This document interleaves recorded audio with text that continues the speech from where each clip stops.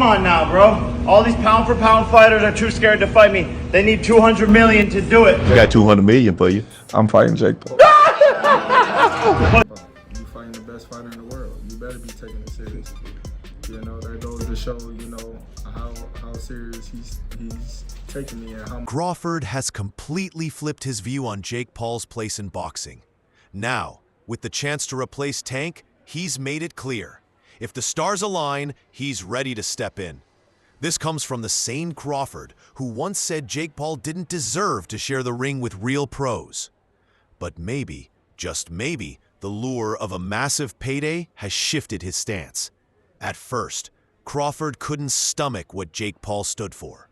A YouTuber, walking into boxing, making millions, and calling out fighters who'd spent their lives earning respect. He even called Jake a circus act, someone turning the sport into a show instead of a battle. Crawford was one of the loudest critics, saying Paul disrespected the craft, a game built on patience, pain, and years of lessons only the ring can teach. He can punch with that right hand. Like, I seen him, you know what I mean, up close in person. Like, dude is big. He's not as slow as people think he is, and he can punch. You know, that's why a lot of people know, like, there was times where, you know, him and Tyson was. But now he's taken a step back. The tone's different, and you can feel a bit of respect creeping in. On Logan Paul's podcast, Crawford actually confessed he was wrong about Jake. He said, yeah, he's boxing. At first, he couldn't accept it. He admitted, man, when people were coming at you and your brother, I thought, yeah, they're just using their YouTube fame to walk into boxing and cash out. Meanwhile, real fighters who've spent their entire lives chasing this dream barely make a fraction of that. To him, it felt like an insult to everyone who bleeds for the sport. And hearing that now, from a man who once said Jake Paul was ruining boxing, hits different. Because check this out, Tank ain't gonna lose this fight. Hell no. Hell no. Tank ain't losing this fight. Too many holes. Man, Jake don't have enough experience. Yeah, man, this gonna be taking candy from a baby. You know, Jake is missing the rules. See, this is what happened when you don't grow up in the game. When you don't grow up in the game, man, at a young age, this is what happens. You know? According to Crawford, his change of heart came after seeing Jake Paul put in the work. He watched him train, not like an influencer chasing clicks, but like a real fighter chasing greatness. That's when it clicked. Crawford said, after watching him and seeing how seriously he trains, how focused he is on the sport, I thought, this dude's actually getting better. And coming from Crawford, that's no small thing. He's a perfectionist, undefeated, detail-driven, and ruthless inside the ropes. So for him to look at Jake Paul and say he's impressed, that means something has shifted. He's not calling Jake elite, but he's admitting one truth: the effort is real.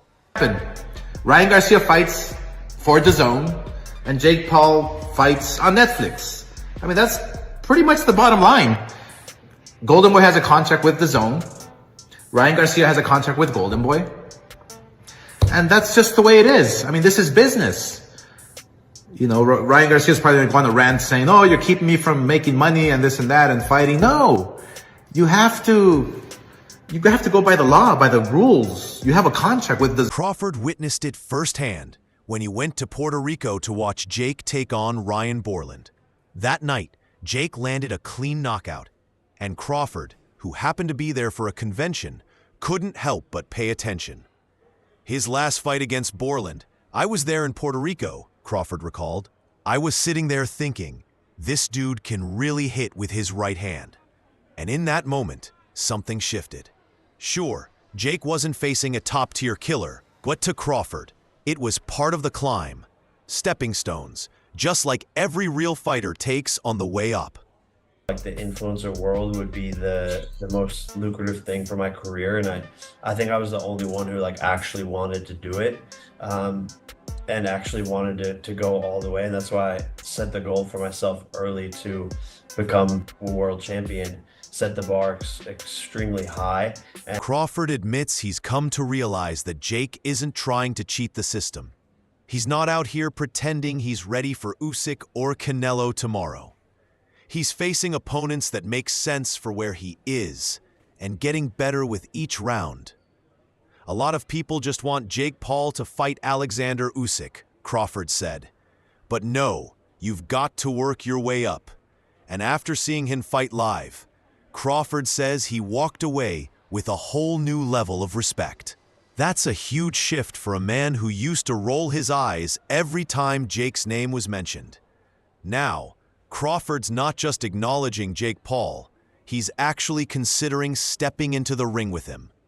And with Gervonta Davis possibly out of the picture, that door might just be wide open. Kidnapping, all sorts of crazy stuff, guys. If this is true, I just talk about just fumbling the bag, one of the biggest financial opportunities of his career, and he's about to ruin it. It's being reported that Jake's team is offering Ryan Garcia as a replacement for a December. When Crawford first heard about Jake fighting Tank, he called it crazy. And honestly, he wasn't wrong. It is crazy. Jake Paul walks around at 200 pounds, a full cruiserweight, while Tank fights at 135. That's a massive difference. But Jake didn't flinch. In a Netflix interview, when he heard about Crawford's crazy comment, Jake admitted, yeah, this fight is crazy.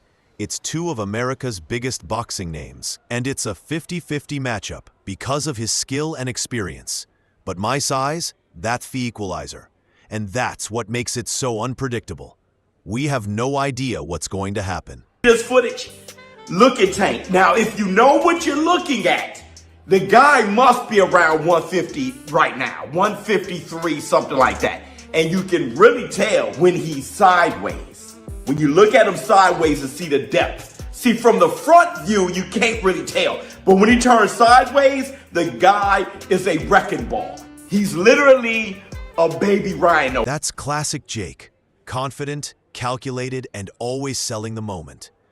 But then came the question that really stirred things up. Would he fight Terence Crawford? Jake didn't even blink. I'd for sure fight Terence, 100%. Let's run it. And just like that, a matchup no one saw coming was suddenly on the table. Crawford, 42-0, one of the greatest pound-for-pound fighters alive. Maybe the most complete boxer of his era. But he's also getting older. While Jake's young, strong, and naturally huge for the division. From a money and spotlight perspective, it almost makes too much sense. Not gonna lie, you really got knocked out. Yeah, really got knocked out. Watch the fight, you idiot. Went 12 rounds. Like, you're weird, bro. Bro didn't even knock me out or even throw punches. That's sad, bro. Just know, bro, I'm coming back. It's gonna be vicious. Like, you guys don't want to see that. You guys are weird trying to troll me over a fight I didn't even care about. From a legacy point of view, it's insane. And maybe that's exactly why both men are open to it. Jake even revealed that a Canelo fight was almost sealed before the Mexican legend pulled out and inked a deal with Saudi boxing chief Turki Al-Sheikh. I still think the Canelo fight would be massive between us, Jake said. We're two of the biggest draws in boxing, and it'd be an incredible challenge for me. But right now, my focus is on November 14th, getting past Tank first. He's 5'5" with a 67-inch arm reach. But as you can see here, he's working on his versatility. He's now working on fighting orthodox. He's naturally a southpaw. Now he's working on fighting orthodox. Now that the Tank fight might be off, the question is, who's left? And honestly, Crawford fits that space perfectly. He's got the respect, the credibility, and the technical edge that makes any matchup serious. Jake brings the numbers, the marketing power, and the mainstream attention. Together, they'd pull in millions of viewers, and both of them know it. What's fascinating is how fast things change in boxing when money and timing start to align. Beats Jake Paul? Do I think he beats Jake? Yeah. I mean, There's a huge size advantage, though. it is, but I think Tank got the skills to make sure he come out on top. Do you think that Jake has gone better? Yeah, I think actually Jake got tremendously better from the time frame that he started till now. And in the right situation, I also could see him become a world champion. A year ago, Crawford wouldn't even mention Jake's name in a serious boxing conversation. But today, he's saying, if everything aligns, I'd take that fight. It's no longer far-fetched. It's business. And honestly, it makes sense. Crawford's done everything there is to do. Undisputed in 2 divisions, a perfect record, and universal pound-for-pound respect. There aren't many fights left that truly excite the fans, or pay him what he's worth. A matchup with Jake Paul would shatter pay-per-view records. At this stage, it's not about proving anything. It's about securing the legacy and cashing in while the spotlight's burning bright. What's going to happen with a 135-pounder going up against a 200-pounder? I think it's not a real fight. Jake just too big. Tank ain't gonna be able to get in from that jab. Jake land one good punch on Tank. Jake's side is just as calculated. He knows that stepping into the ring with Crawford gives him the kind of legitimacy no retired MMA fighter ever could. Crawford's the real deal. A technician, a champion, a symbol of pure boxing skill. And if Jake can somehow hold his own, or even make it the full distance, his reputation in the sport doesn't just rise, it explodes. Only concern is, the gloves. You understand what I'm saying? Because we don't fight in 12-ounce gloves. We don't use 12-ounce gloves. That's training gloves, you know what I'm saying? I'm like, that's 2 pounds away from Jake. Anthony Joshua has now joined the conversation. 2 former UFC fighters, including Nate Diaz, are being considered to replace Gervonta Davis. But the real shock came when Joshua's name entered the mix. After weeks of rumors and playful exchanges online, Eddie Hearn finally confirmed that talks about a potential Jake Paul versus Anthony Joshua fight have actually happened. And Joshua's response? As cool and fearless as ever. Just let me know where and when. Napping, all sorts of crazy stuff, guys. If this is true, talk about just fumbling the bag. One of the biggest financial opportunities of his career, and he's about to ruin it. It's being reported that Jake's team is offering Ryan Garcia as a replacement for a... That's the kind of line only Joshua can drop. Calm, direct, and loaded with confidence. No drama, no social media games, just pure readiness. It wasn't a negotiation or a clever tease. It was one of boxing's biggest heavyweights saying, if the business makes sense, I'm in. Eddie Hearn later explained that while the idea sounds exciting, it's far from simple to pull off. Speaking to the media, he admitted there are still plenty of moving parts, especially on the messy business side of things.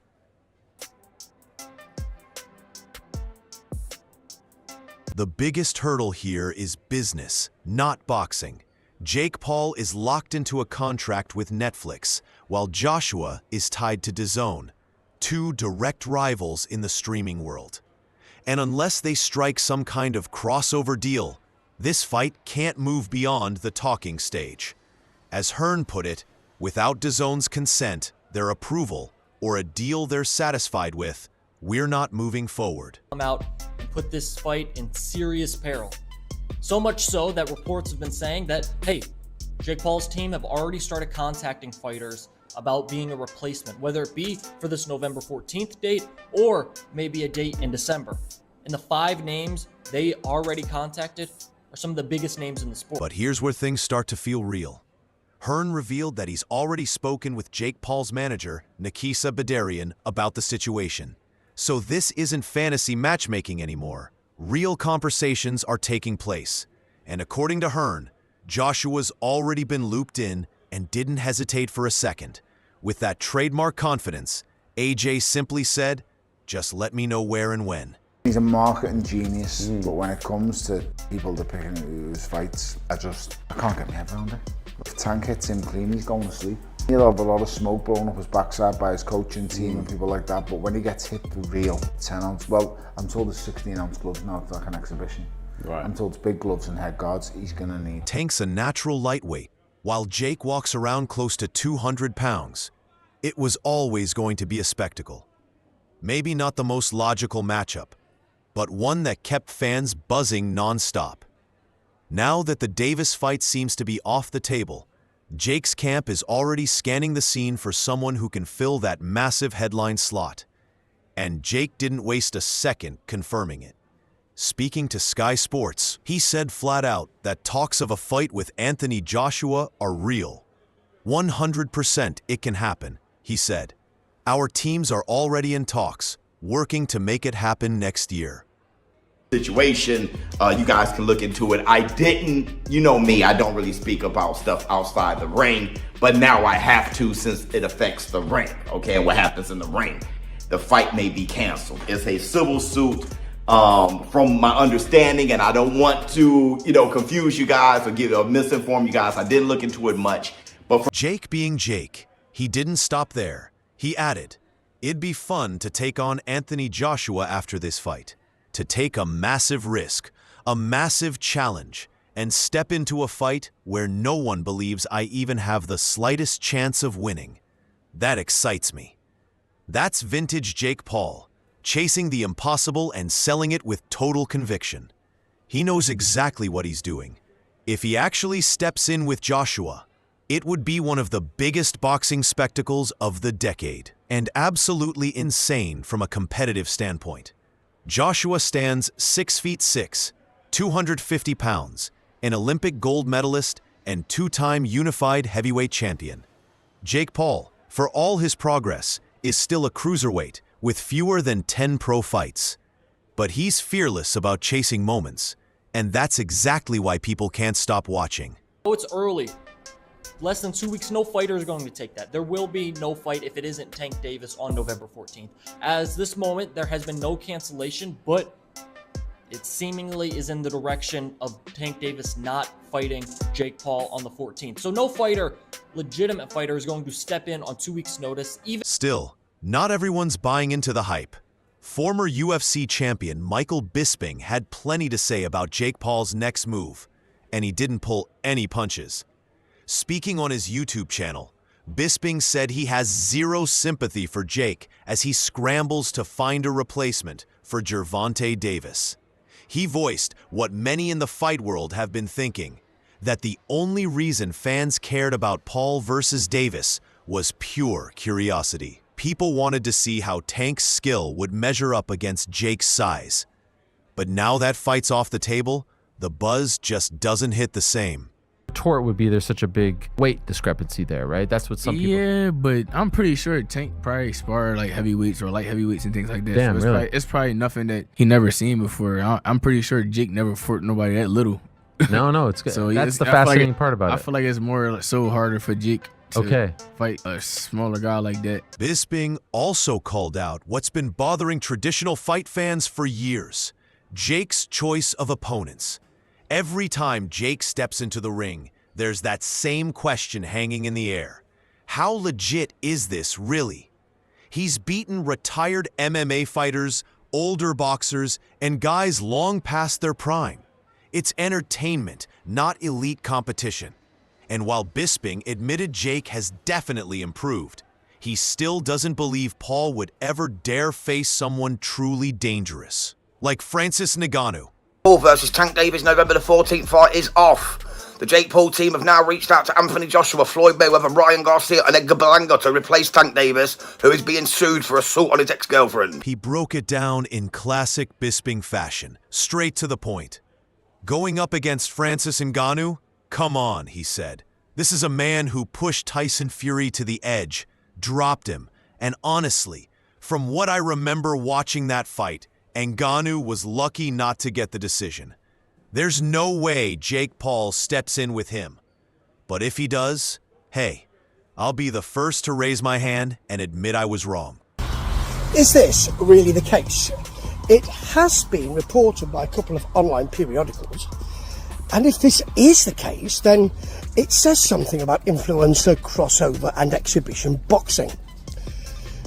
Because the reports are that the Jake Paul and Gervonta Davis fight is light by 6,000 tickets.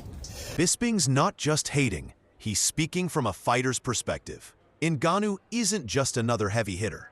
he's the guy who almost shocked the world in his boxing debut against the heavyweight king himself. Jake might be fearless, but Ngannou is a whole different kind of danger. Massive, explosive, and carrying knockout power that can put elite heavyweights to sleep. The risk-to-reward ratio there is off the charts, and yet Jake and Ngannou have already traded words, setting the stage for a rivalry that's as intriguing as it is terrifying. Jake Paul, Tank, how you see that fight going? Man, that's not a real fight. I not like real. Jake. Is Tank? It's not a real fight. It's not a fight. Does Tank have a chance? He's so much smaller. He's a real boxer, but he's so much smaller. After Jake's fight with Mike Tyson, Ngannou called him out online, saying he wanted to slap him. Jake fired back, labeling Ngannou a clout chaser. It never went further than a few posts, but he planted a seed. Still, Bisping insists that's where it'll stay, on social media, not in a ring. Meanwhile, Nate Diaz's name has started floating around again. He's already fought Jake once and went the distance. The fight didn't exactly set the world on fire, but it sold. Diaz brings a loyal fan base, raw toughness, and real crossover appeal. But he's still not the blockbuster name who can truly replace Gervonta Davis. In here, so early rumours for the replacement for Tank Davis to fight Jake Paul is Nate Diaz. It's going to be a rematch that no one asked for and no one wants to see. Unless you do. What's your thought? The only two names that could really move the needle on that level are Anthony Joshua and maybe one day Francis Ngannou. If Jake actually manages to lock in a fight with Joshua, it's game over for the critics. That matchup would shatter every streaming record out there. Just the concept alone, a YouTube star versus an Olympic heavyweight icon, is crazy enough to work. But at the end of the day, it all comes down to business. DAZN and Netflix aren't partners. They're rivals. And unless a massive co-promotion deal somehow gets signed, this dream fight might stay just that. Talk. I don't want to beat up somebody that small. I don't want to, you know what I'm saying? What do you think of the fight? I don't want to lose to somebody that. There's no point in the fight. It's a great fight, actually. You think I'm it's not a good hating fight? on the fight, but I think